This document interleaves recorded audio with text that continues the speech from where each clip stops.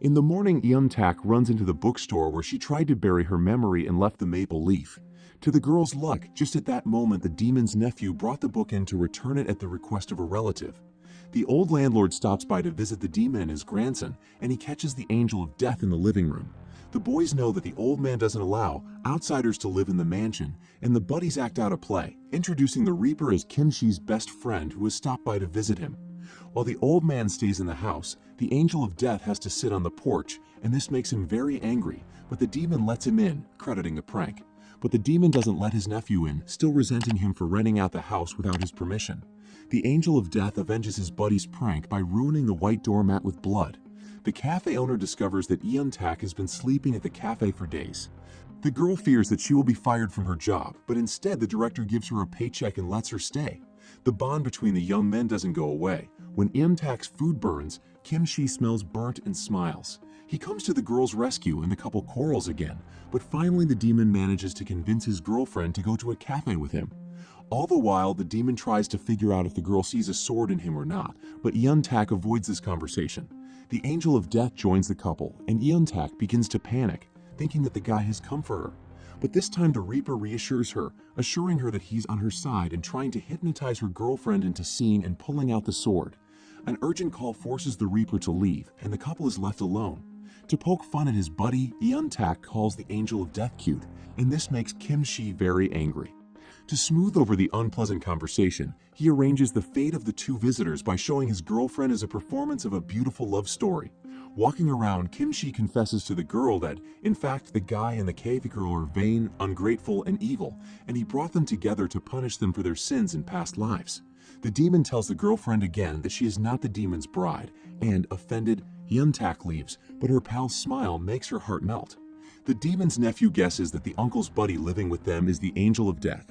Because of this, the house is in turmoil again, but the friends manage to have a heart-to-hearty talk. While the boys are chatting, the nephew tries to talk to the grandfather, who has come to check on the state of the house, and it turns out that the old man also knows the whole truth about the Reaper and the demon. In addition, the grandfather also knows about his grandson's shenanigans, for which he punishes him by making him do his exercises. Realizing that his grandfather will definitely not give him any money now, the guy pretends to be a millionaire, begging the clerk to give him a credit card. The angel of death is going to the store, and the demon ties up after him, fearing that his buddy wants to take the girl. But the Reaper promises not to. He's convinced that Tak is the demon's bride, and he wants the prophecy to be fulfilled so his friend can finally find peace. Kimchi arrives at his girlfriend's house and confesses that he missed her and just wanted to see her. Without telling her anything, the guy returns home and packs his things to leave town. At this time, the angel of death strolls across the bridge, where a beautiful stranger is selling small goods. The girl stops the Reaper and he notices a turquoise ring on her table. Tears flow from Angel's eyes, but unexpectedly, there is another customer for the ring, the cafe owner, Sunny. The girl agrees to give up the ring, only on the condition that the handsome guy will take her number and call.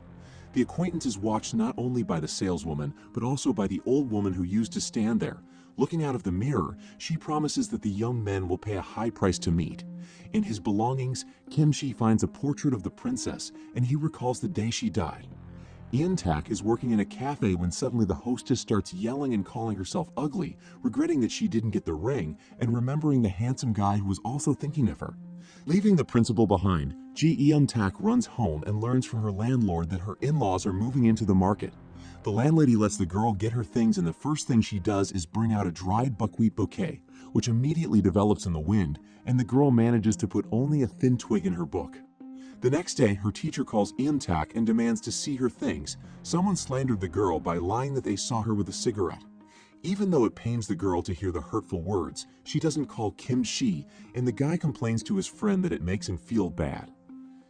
Tak leaves for the marina, and without holding back her tears, the girl talks to her late mother, complaining about her hard life. At that moment, Kimchi appears behind her, and he shelters his girlfriend with an umbrella, asking how she has lived without him these days.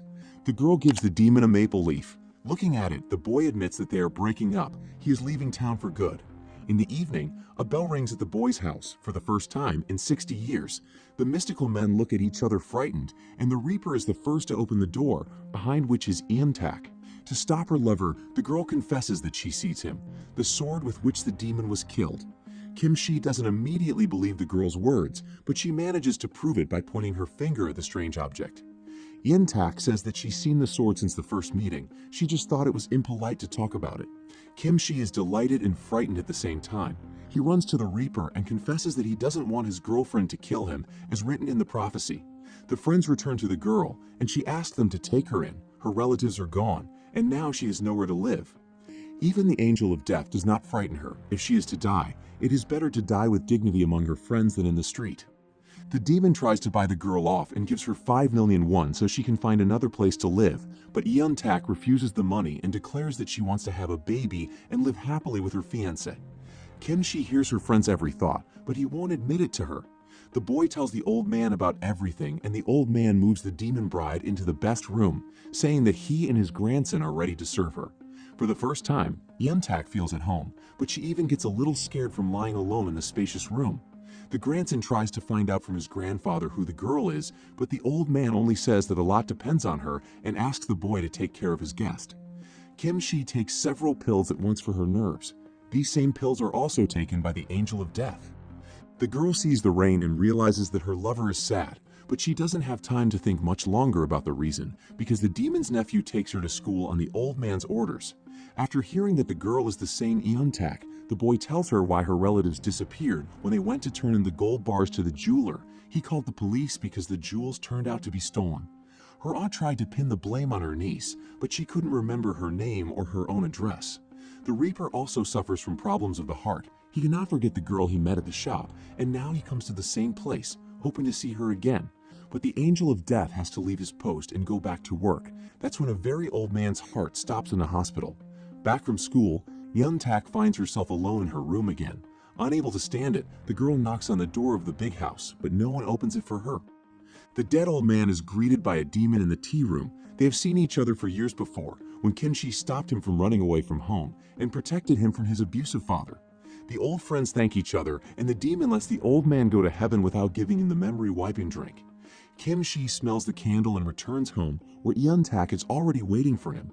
The girl is resentful of her friend for avoiding her, even though she knows she is his fiancée. Demon is hesitant to say exactly what he's afraid of, and to smooth over the conflict, he invites his girlfriend out to dinner in town, and the pair have a great night out walking the night streets. On their nerves, Kim Shi drinks too much, and while walking, he forbids Yeon Tak to even think about other guys without admitting that he likes her. The demon tells the bride that only she can get the sword out of him, but he won't reveal the truth to her that he will die afterwards.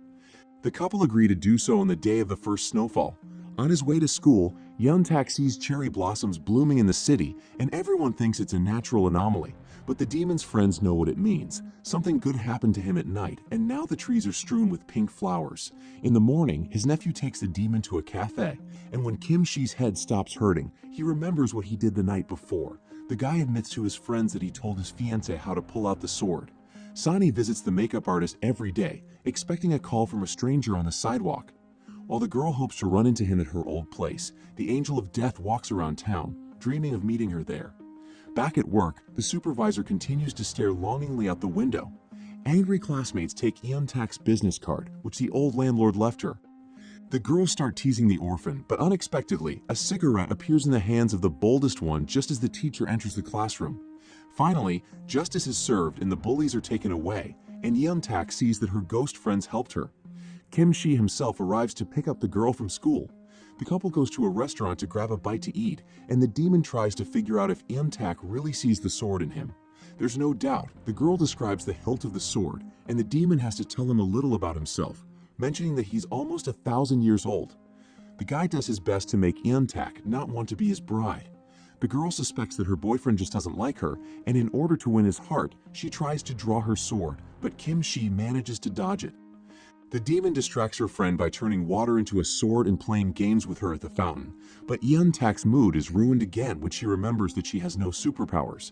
The girl strays away for a few minutes, leaving her lover with a book in the park. During this time, she writes a letter and sends it through the hotel mailbox.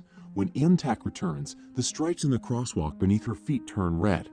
Watching her have fun, the demon admits to himself for the first time that he has truly fallen in love with his fiancée.